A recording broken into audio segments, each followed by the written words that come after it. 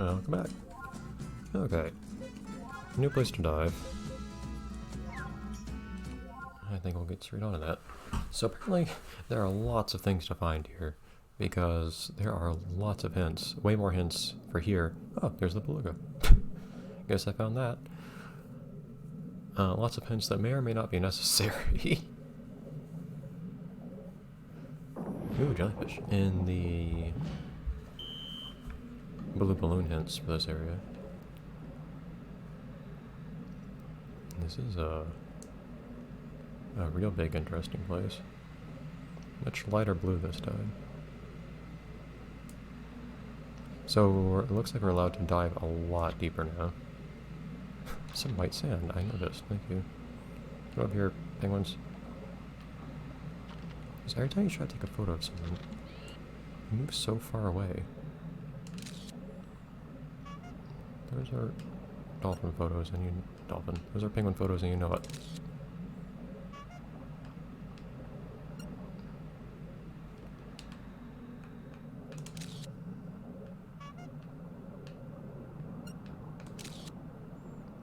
Come on.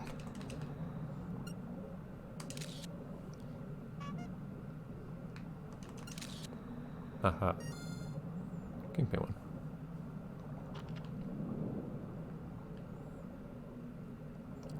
So we've got all sorts of places to explore here, so unsurprisingly, we've got a good deal of stuff to weave in between.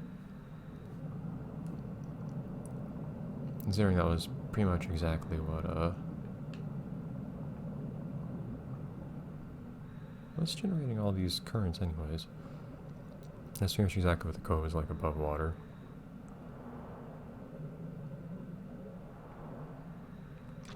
What are those? Are those idols? Yeah. I also wouldn't mind finding one of those butterfly fish that I never found in the first area in other areas. And you know that you won't necessarily only find a given type of fish in its, so to speak, home area based on the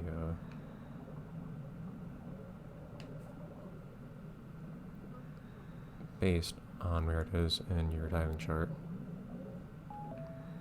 Cool. These descriptions are not very descriptive this time, to be perfectly honest. I'd not be surprised if there was something hiding in here. Those are sort of like pink clownfish or something like that.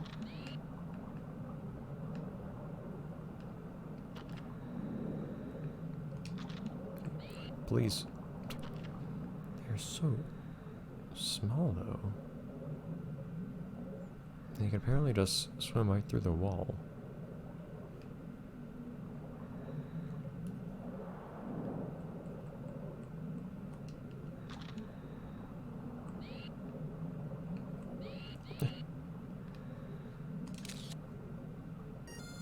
Yeah, it's just clownfish. I wanted to make sure.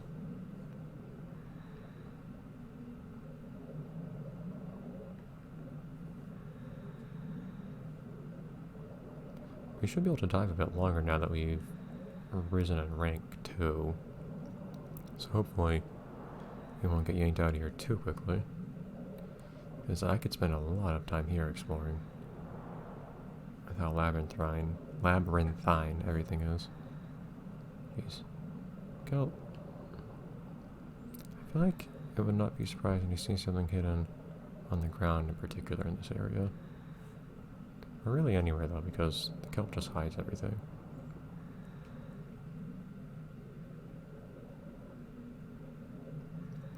So they've got a few ways to go here. Labyrinth. Yeah, I noticed.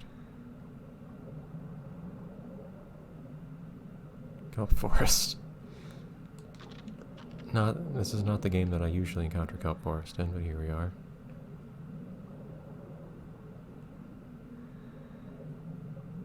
I've encountered kelp forest in many different games, haven't I?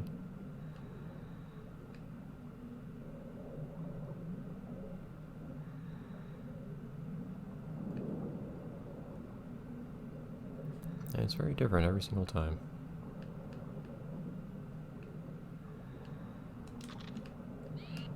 You are different. Fish. Boxfish. Baby boxfish.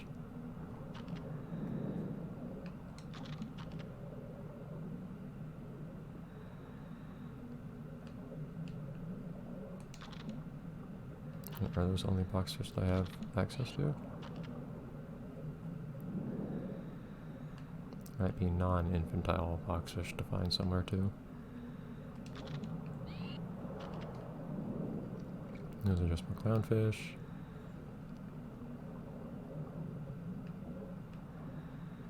Oh, okay, the map makes it look like there's a gap that you can't cross there, but I absolutely just did. It's weird. So how am I oriented right now? So it doesn't look like the map's actually oriented north-south that I have to base this off of. No.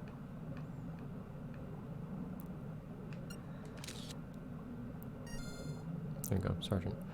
If I was to base this off of what I know of the land above ground, I do suspect they did not actually base the designs of these underwater areas based on the above water areas, even though I would have really liked it if they did. But I like to try to imagine that's the case anyways.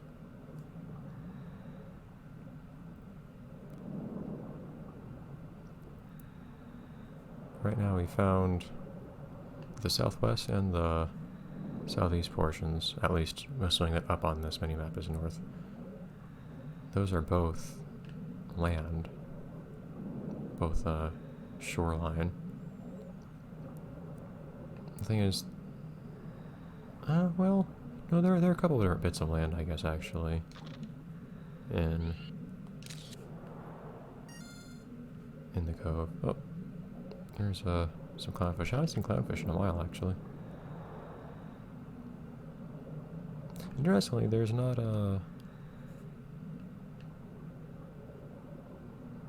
much to see in the way of... Oh, this guy again. Much to see in the way of deep stuff this place. You would think that the third area you visit would be the one. It's the most shallow, but here we are. But on the other hand, it is super labyrinthine.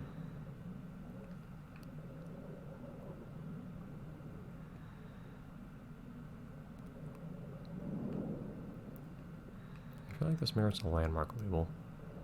It would also be nice if the landmarks got marked on your map somehow. Yeah, the difficulty here is just finding everything in this massive maze.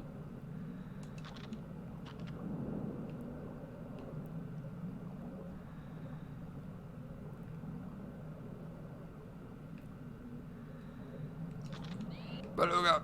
Get back here.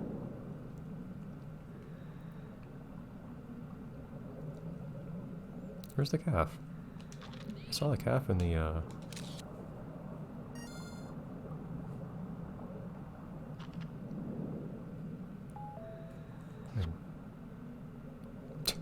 Yeah, so I've heard. The game tells me a heck of a lot. Also, why is it called Mermaid? Hold up there. Jeez. It's a really strong push there. These currents are really random.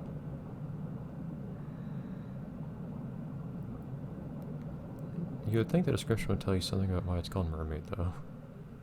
There you go. The calf may count as,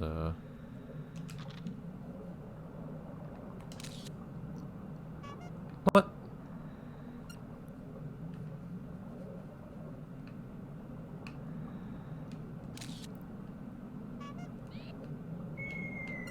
Sounds.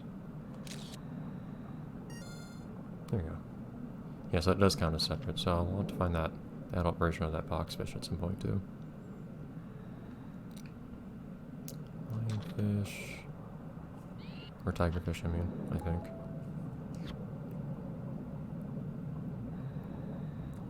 Intricate.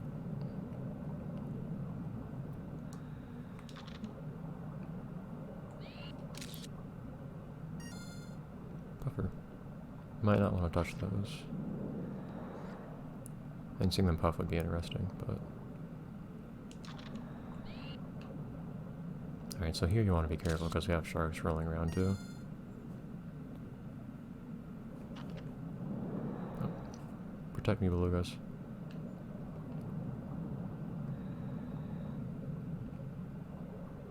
I do wonder if I'll ever get around to the second in this ocean game.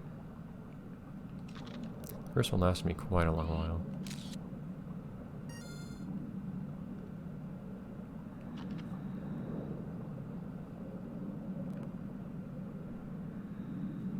It would be cool to play another one. I have no idea what they changed in the second one. I've never seen anything in it. I know nothing of that game.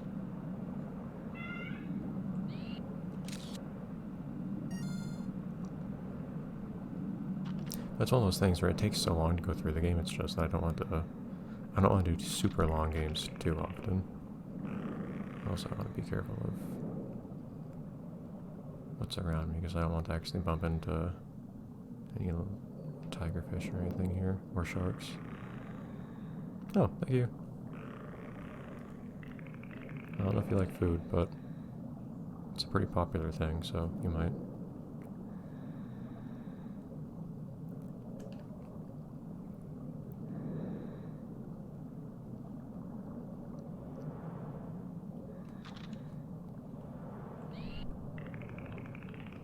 Oh, are some of those puffed?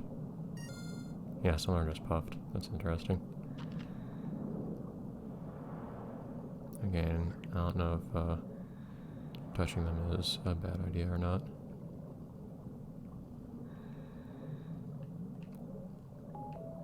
Chandelier. Yes, pitch black. I cannot see a thing in here. Jelly.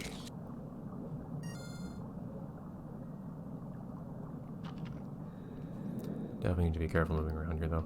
But what I was going to say was, the reason I was thinking of Endless Ocean for a second was, this is actually a fairly interesting situation that you never got to see, at least in the original Endless Ocean. I don't know if the sequel ever brought in anything more like this. But the idea of a slightly more, hazardous terrain? Like here, I actually need to be careful about how I navigate between it being really labyrinthine with like lots of tight passages and whatnot, where it's kind of easy to get lost and lose my sense of direction, and there are lots of corners where if I am not looking where I'm going, I might accidentally run into somebody I don't want to run into. Because there's an actual penalty of some sort for running into certain fish. There's no sense of any kind of adversarial anything in this ocean, and I think that's a fairly deliberate design decision.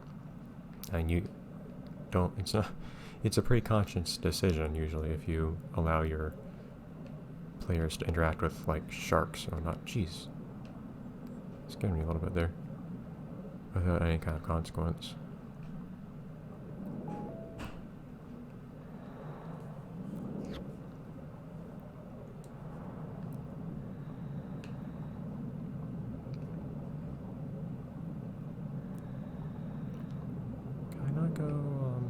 Stop pushing me out. Can I go to the right there? Unfortunately, I wasn't paying attention to where I was actually in that one section where I was, in that one area with the jellyfish. I actually don't know where that was on the map.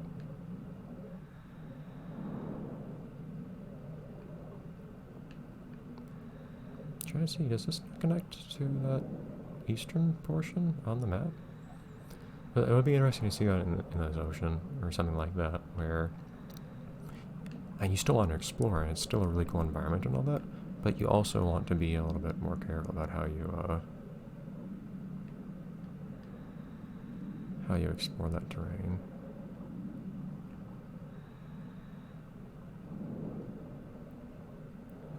You kind of have to respect the world that you're diving into. Ah, this is it. There's a lower level. You know, usually where the game's trying to push you is not where you want to be. We're gonna have to come back here, because I'm gonna run out of air like any moment now.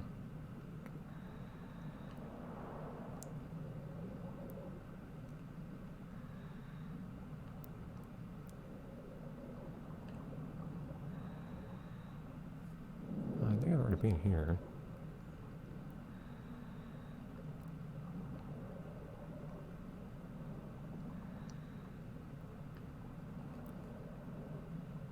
Can I go off to the right somewhere here, though?